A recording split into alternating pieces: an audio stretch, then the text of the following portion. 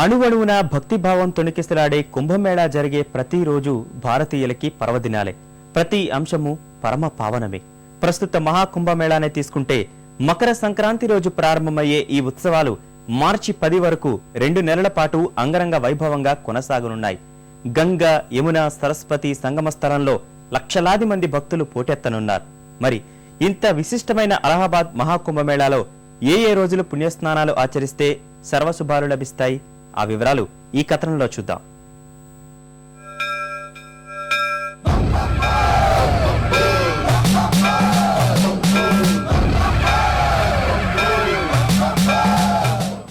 ప్రపంచం మొత్తం మీద ఒక నమ్మకాన్ని వ్యక్తం చేయడంలో ఇంతకు మించిన ఆధ్యాత్మిక కార్యక్రమం మరొకటి లేదంటే అతిశయోక్తి కాదేమో. లక్షల సంఖ్యలో భక్తుల్ని ఆకర్షించే అద్భుత ప్రయాణం కుంభమేళా విశ్వరూపమిది. విశ్వ యవనికపై ఒక ఆధ్యాత్మిక అద్భుత ప్రదర్శనగా పేరు ప్రఖ్యాతలు పొందిన కుంభమేళాలో, ముఖ్యంగా మహాకుంభమేళాలో ఎన్నో విశేషాలు.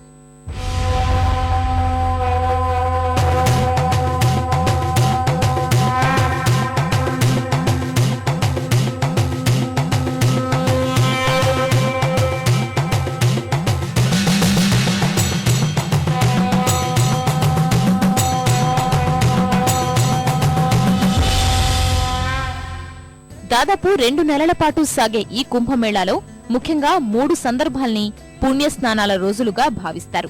మకర సంక్రాంతి పుణ్యదినాన మొదలయ్యే పుణ్యస్నానాల కోసం సాధువులు, సన్యాసులు, సాధారణ భక్తులు ఇప్పటికే ఎంతో ఆసక్తిగా ఎదురుచూస్తున్నారు. అలహాబాద్ మహాకుంభమేళా పవిత్ర ఘడియలు దగ్గర పడే కొద్దీ అంతా అదే భావనలో మునిగిపోతున్నారు.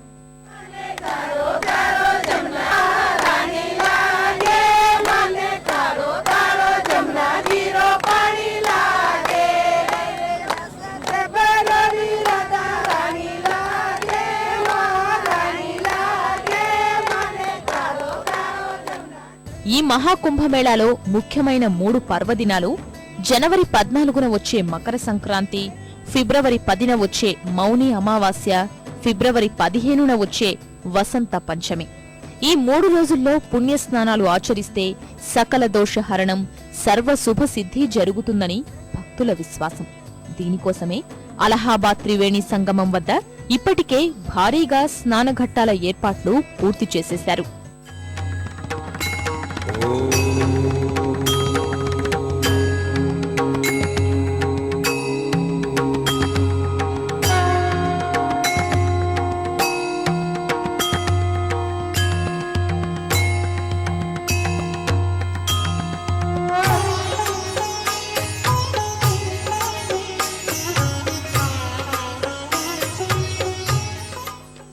సాధారణంగా పావనగంగలో స్నానమాచరిస్తే అన్ని దోషాలు పోతాయని భక్తుల నమ్మకం.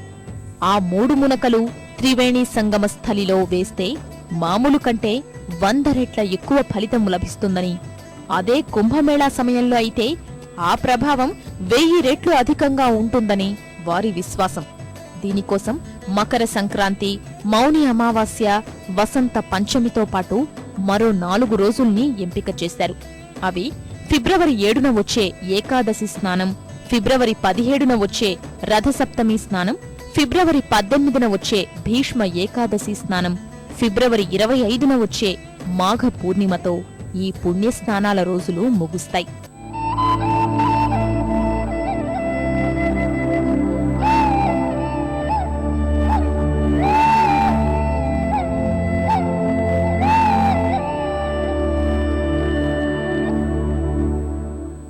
పుణ్యస్నానాల రోజుల్లో సాధువులు, సన్యాసులు, మత గురువులు భారీ ప్రదర్శనలు, ఊరేగింపులు నిర్వహిస్తారు.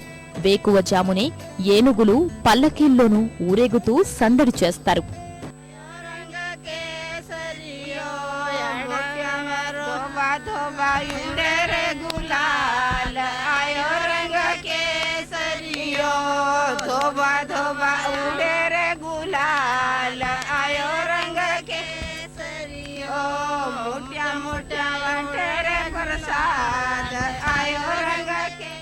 సాధు సమూహాలు అలా జనం మధ్య నుంచి వెళ్లడాన్ని భక్తులు ఎంతో శుభప్రదం అని భావిస్తారు. వారి దీవెనలతో దివ్య శక్తుల అభయం లభిస్తుందని వారికి మొక్కుతారు. ఈ ఊరేగింపుల తరువాతే సాధువులు త్రివేణి సంగమ స్థలంలో పుణ్య స్నానాలు ఆచరిస్తారు. ఒక్కొక్క గుంపు ఊరేగింపుగా వెళ్లి వారి నిర్ణీత వలయాకారాల్లో నిలిచి స్నానాలు పూర్తి చేస్తారు. వారి తరువాతే సాధారణ ప్రజలు నదీ స్నానాలకు వెళ్లేది.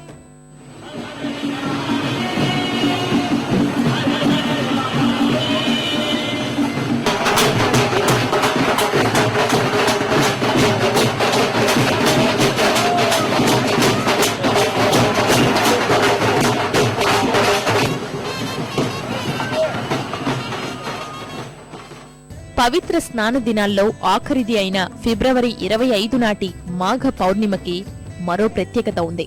ఆ రోజు నదీ సంగమం వద్ద స్నానాలు ఆచరించడం వల్ల పూర్వీకులకి పాప విమోచనం కలుగుతుందని అనాదిగా వస్తున్న నమ్మకం. అలా చేయడం వల్ల పెద్దలకి పునర్జన్మల పరంపర నుంచి విముక్తి కలుగుతుందని చెబుతుంటారు. దీనికోసమే ఆ రోజున తెల్లవారుజామున 3 గంటల నుంచే భక్తులు స్నానాల కోసం బారులు తీరుతారు. హిందూ పురాణాల ప్రకారం చూసినా నదీ స్నానాలకు ఎంతో ప్రత్యేకత ఉంది. గంగ విషయానికే వస్తే పవిత్ర స్నానం చేసి దీపం పెట్టి మనసులో కోరుకున్నది జరిగి తీరుతుందని వాటి సారాంశం.